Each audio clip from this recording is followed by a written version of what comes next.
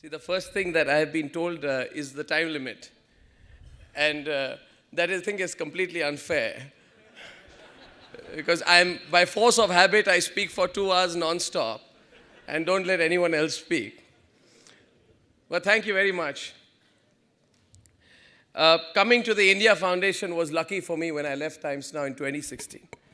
Right a few days after quitting Times Now, even when the name Republic had not been given, I came to Goa to the India Foundation conference.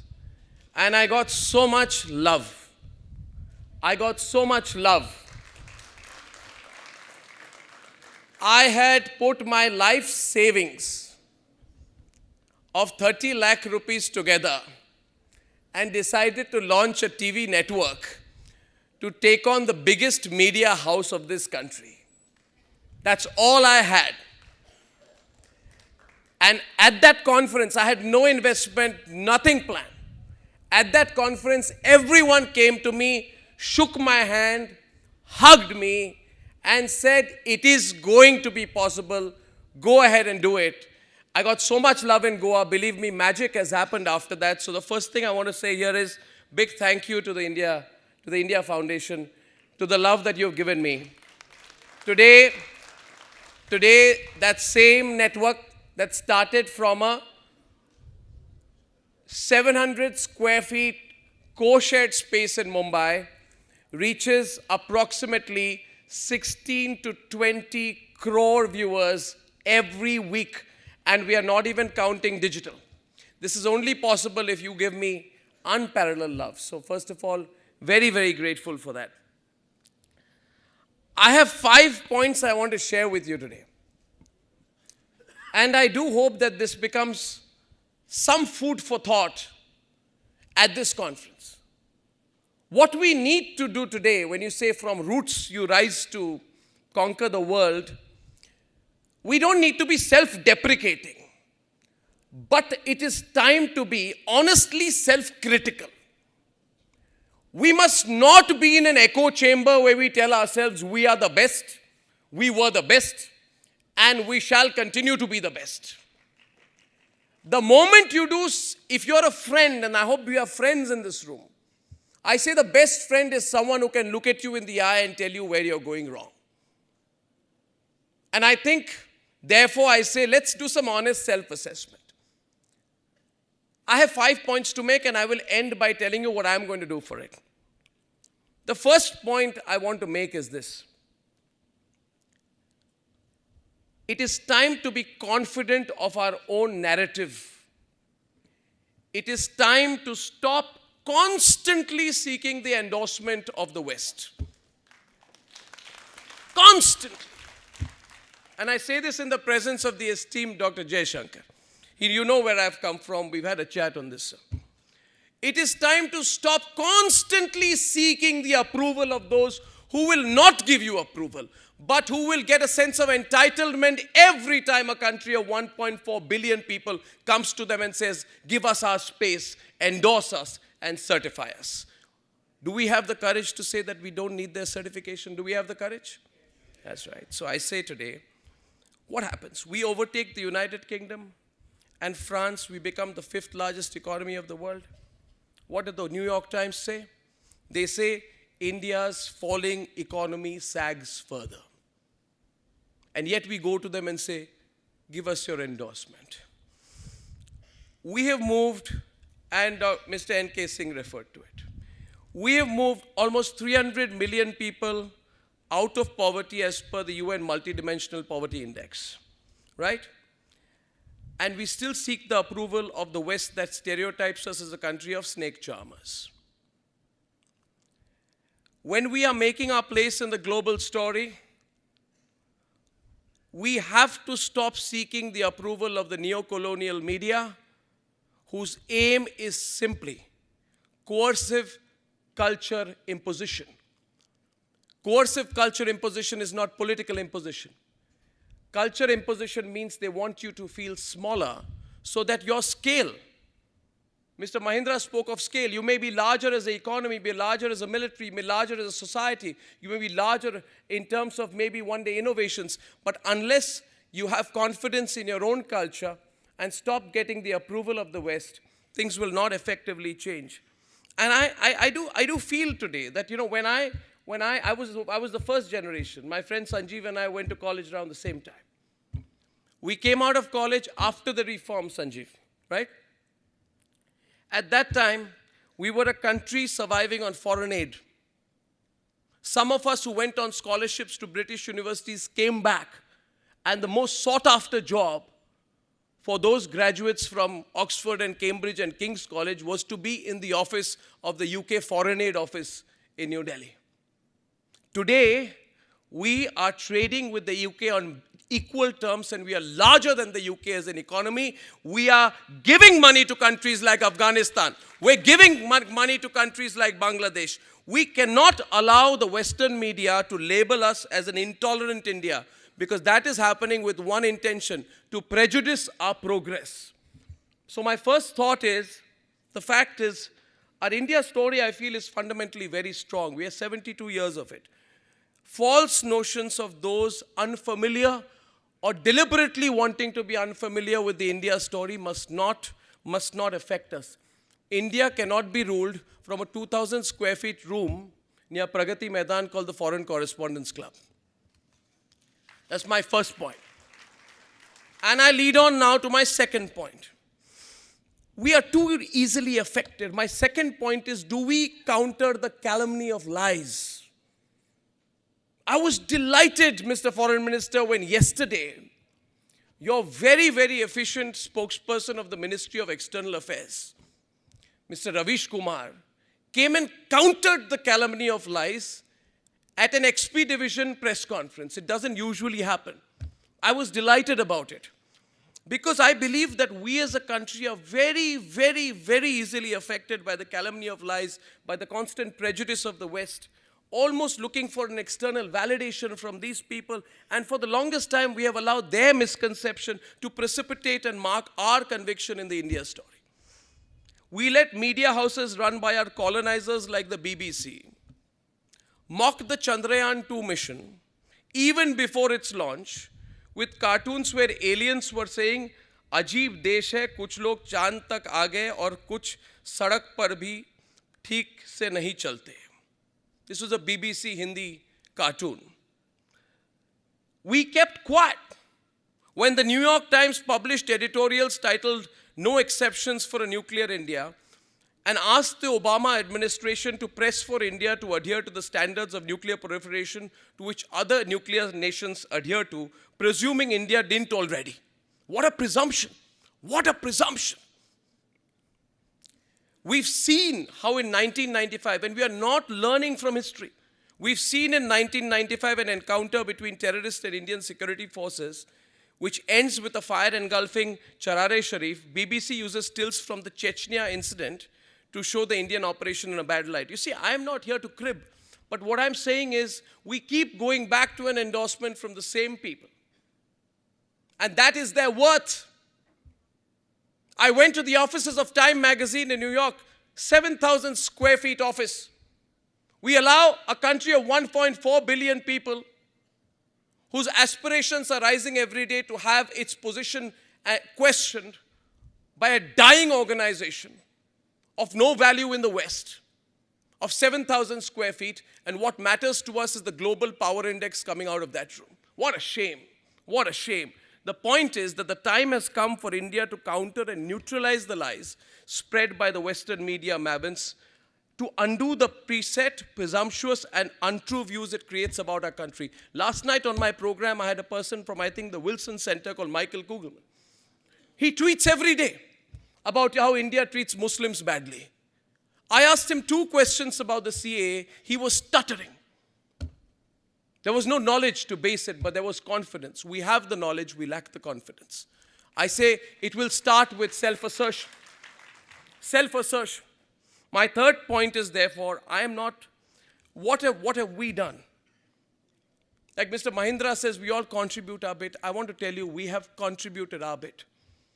And when we contribute, we do so with all our heart, all our conviction, all our conviction. At the Republic Media Network, we reach 15 to 20 crore, 150 to 200 million Indians every day. Our mission is Rashtra Ke Naam. Our tagline is Nation First, No Compromise. Rashtra Sarvopari. And I felt so happy when, despite all the odds, on the 2nd of February, we launched Republic Bharat. 12 crore viewers on week 3. And at that point of time, it was the time when, unfortunately, several Indian media houses joyously joined the campaign of the West. After the Balakot strikes, I repeat, Indian media houses, our Jayachands are at home, our Mir Jafars are at home. And I say today that even yesterday, the unprintable facts on a website which produces an article which says that the Indian Air Force has been outgunned by the Pakistanis in the last 1 year. Do a Google search and you'll know who I'm talking about. These people joyously joined the expedition of the Western media houses to denigrate our own people. At that point of time, we coined a phrase. I like coining phrases. 3.5 years back, I coined a phrase on a show. It became a hashtag, and it did remarkably well, I must say. I'm so proud of it. It's called Tukde Tukde Gang. Somewhere around March, I'm glad, Mr. Foreign Minister, you've also had the occasion to use it recently. I commend you for it, sir. I stand with you, sir. But we also used another phrase called the Sabut Gang. Now, why do we use these phrases? Because sometimes complex arguments do not permeate to all people. We are told we simplify the news. We simplify the news to a metaphor in which the basic facts are understandable to the people. Because when we say Sabut Gang, and then we countered it with the footage of the Spice 2000 missiles which were used. So we effectively countered with facts a 1-month campaign to say that the Indian government had lied about the Balakot strikes. I feel so ashamed of the media in India that joins this expedition. The point that I'm making today is, if we as a media house can do it, what if so many more of us do it? What if all of us tell ourselves that we are not a meek nation desperately trying to find its footing in the global order anymore, that we are an empowered nation and we have the capacity to produce an extremely powerful counter-narrative? And has the time not come today to not do it occasionally, for not one network to do it occasionally, but for the entire Indian media, the people of this country, to make it a constant and strong narrative? That is my question to you. Which brings me to my third point tonight. Time is up, but I must make my third point. Challenge the global media hegemony. Challenge them in media and in think tanks. I will end with 2 examples. I do not believe that others can do it better than us. But there's one word we use very often in the media. It is reach, reach, reach. What in industry they call scale. For us in media, it is reach. When someone tells me, what is your purpose, Arnab? I say my purpose is that if I feel the value of my conviction, I must control your mind space. Not your economic space, not your wallet. I don't want to muscle you, but I must have the capacity to influence you in my direction. I strongly believe the time has come for us to build that reach. UK, BBC, global audience of 426 million. When I was at Cambridge doing a fellowship, it was full of Chinese, and I asked them, why are you here? They said, our government has sent us here to know how a small island nation ruled the world. And truly today the BBC, 1 out of every 16 adults around the world reads their absolutely adulterated news and consider it to be the truth, unfortunately. Now, we in the Indian media should rise beyond being treated as native informants to building networks of our own. I believe we can. And I'm going to end with a prediction of when that is going to happen. So just give me 2 more minutes. Just 2 more minutes. The USA, Time Warner, Comcast, Walt Disney, News Corp. We need to cultivate media networks and seek investments centered in India that challenge this media hegemony, curate the India story for the world instead of seeking space in their publications. When I started my organization, I told you I had no money. I was told, I sat in a room when I had no money. When I had hired people, I sat in a room at the Westin Hotel in Mumbai. And I was told, Arnab, how much money do you want? But just do one thing. Your company will be registered in Singapore. And it was a very difficult choice. I was told in a room, we'll give you $200 to $300 million, no questions asked. But it has to be centered in Singapore. I want to tell you one thing.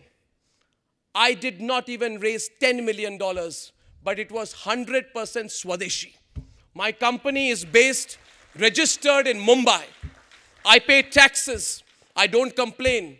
I'm working hard for one day a company to rise from India that will counter these airwaves. Other countries are going global. Al Jazeera, Russia Today, even China. I had more to say, but I don't want to expend my time. But in the presence of our foreign minister, I want to say this. People like Swapan Das Gupta, Ram Madhav, all of you, think about what our capacity as a country will be if we can do it. And I want to say one last thing. You know why I know we are going to do it? Because I promised you today, as I promised in 2016 in Goa. I said 1 year from now, I said it in the presence of Mr. Arun Puri and other worthies from the media. I said 1 year, and they didn't like it one bit. I said 1 year from now, I'm going to be the #1 media news organization in television. Ladies and gentlemen, 2 years from now, maximum 2 years from now, Republic will be the first media organization from the soil of India to make sure that our flag is pitchforked in multiple global quarters. And I'll tell you how. At that time when I said this, they scoffed at me and they said it was ridiculous. I don't know how. My friend Sanjeev, I share many things with him. I told him that I don't know how. I don't know how. But something in my mind tells me we have 3 things on our side. We have the power of youth, and we have an incredible understanding of technology. And the broadcast and digital medium needs technology. Finally, the world is flat for the first time. And I'm not inspired by Thomas Friedman. I am saying the world is flat because digitization in the world today reduces the cost of capital to an unbelievable fraction of what it used to be. So what do we need? We need dreams. We need talent. We need conviction. And more than anything else, we need to believe that our time has come. Our time has come. 2 years we'll start. In 5 to 10 years, I want to see in my professional life. I want to see. I hope that we together will see the country that became a software superpower. And by the way, the last and most unquestionable advantage we have is that we speak better English than anyone in the world. So we have language, youth, technology, belief, little bit of capital. And we will do it. We will reverse colonize. How beautiful it will be. I love London. I'd love to colonize it again. Is that not the time? So my time is up. Before he pushes me out, I'll say thank you to me. And please wish me the same amount of love, luck, and affection as you gave me 3 years back. Thank you.